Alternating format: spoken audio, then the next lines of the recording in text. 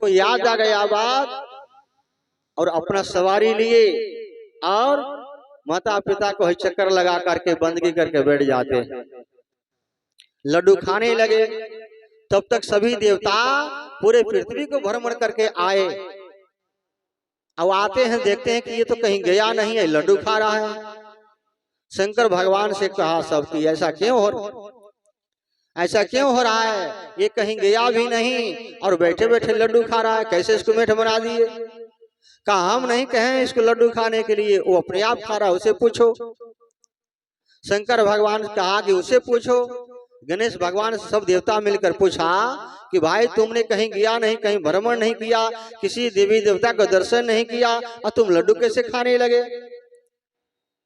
गणेश भगवान ने कहा कि आप लोग उस देवता को दर्शन करने गए जिस देवता को आप लोग बनाए, जिस देवता को मनुष्य ने बनाया है, उस देवता को आप लोग दर्शन करने गए।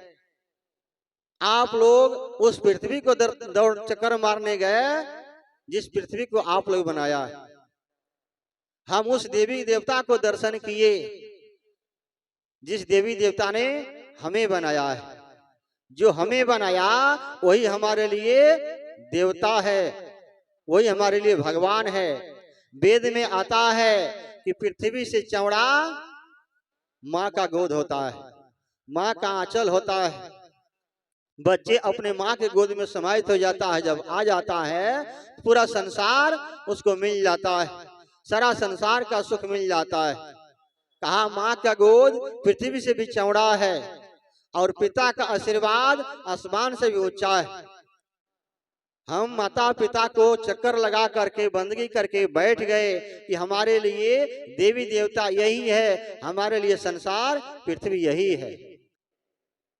उनको अगुआ मान लिया गया, उनका पूजा पहले होता है। तो जो माता पिता को सेवा करता है, जो माता पिता को आदर सम्मान करता है, वो सबसे बड़ा महान होता है। वेद में भी कहा गया कि मातृ देवो भव, पितृ देवो भव, अतिथि देवो भव। माता पिता से बढ़कर कोई देवी देवता नहीं है। लेकिन छोटा सा भूल हम लोग कर देते हैं कि माता पिता की सेवा नहीं करते हैं, माता पिता के समय से एक गिलास पानी नहीं देते हैं, एक लोटा जल लेकर हम लोग बाबा धाम दौड़ लगाते हैं। जो हमारा अंधविश्वास है वहाँ कुछ है नहीं, वहाँ हम लोग रात दिन संघर्ष करते हैं। आज जिस माता पिता ने हमें पोसा पाला, जन्म दिया, दुख सुख में सहाय हुआ, उसके लिए हम लोग भूल जाते हैं। अभी भजन में हम लोग सुने रामलीला साहब से कि रची रची माटी के घैलिया कोहरा बनावे लायरा। बहुत धार्मिक भजन है। बच्चा जब जन्म लेता है तो हाथ पांव आंख कान टेढ़ा रहता है, माँ उसको मालिश करते करते सीधा कर देती है, सुंदर बना देती है, सुडोल बना देती है। कुम्हार जब मिट्टी का बर्तन बनाता है तो बड़ा सावधानी से, बड़ा प्रेम से, बड़ा लगन से, बड़ा उम्मीद से बनाता है, और उम्मीद करके वो बर्तन टूट जाता है तो उसका मन में कितना चोट लगता है। उसी प्रकार से माँ बाप जन्म देते हैं, एक एक भरोसा रखते हैं, एक एक आशा रखते हैं कि हमारा बच्चा होगा सियान तो हमें रक्षा करेगा, हमें सेवा करेगा। और वो बच्चा सियान होकर के माँ बाप को रक्षा नहीं करता है, वो मन के इशारे में नाचने लगता है, वो मन के बहकावे में पड़ जाता है, जो जो मन में आता है वही करता है। कबीर साहब ने कहा मन का कहा न कीजिए, मन है भारी चोर, मन ही लगाता है इस कया की ओर। सजनों, मन के पीछे मनुष्य भागता है, पशु भागता है, मनुष्य नहीं भागता है। मन के साथ समझौता करता है मनुष्य, चिंतन करता है मनुष्य, चिंतन मनन करने के कारण उसको मनुष्य नाम मिला है। जो व्यक्ति मन के साथ समझौता कर लेता है, मन के साथ बदलाव ला लेता है, उसका जीवन बदल जाता है, सुधर जाता है। और जो व्यक्ति मन के इशारे में नाचता है उसका जीवन पतन हो जाता है। जैसे कबीर साहब ने कहा मन का दे जीत, मन का हारे हार। हम लोग संसार को जीतने में लग जाते हैं लेकिन अपने मन को जीतने का प्रयास नहीं करते हैं, जिसमें कोई लागत लगने वाला नहीं है, कोई भर्ती पूंजी लगने वाला नहीं है, वो सिर्फ अपना काम है।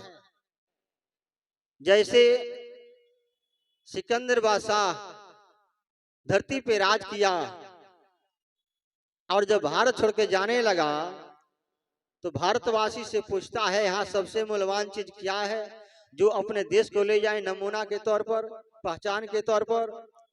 भारतवासी ने कहा कि यहाँ सबसे कीमती चीज भक्ति है। भक्ति के कारण ये भारत देश महान माना जाता है। हर देश का नागरिक इस धरती को नमन करता है, इसका मिट्टी अपने माथे पर लगाता है, क्योंकि भारत में संस्कार है, संविधान है, सभ्यता है। और देश में आपके जैसे सभ्यता नहीं है, आपके जैसे संस्कार नहीं। कहा भक्ति करता है कौन? कहा सबसे ज्यादा भक्ति संत महात्मा करते हैं। सिकंदर बादशाह बहुत से महात्मा को बुलाया और उसमें एक चुना, सबसे जो सदनाशील थे, जो सबसे योगी थे, उनको चुना और सिपाही को भेजता है कि जाओ महात्मा जी को कह दो कि आप तैयार हो जाएं, कल अपने देश को चलना है।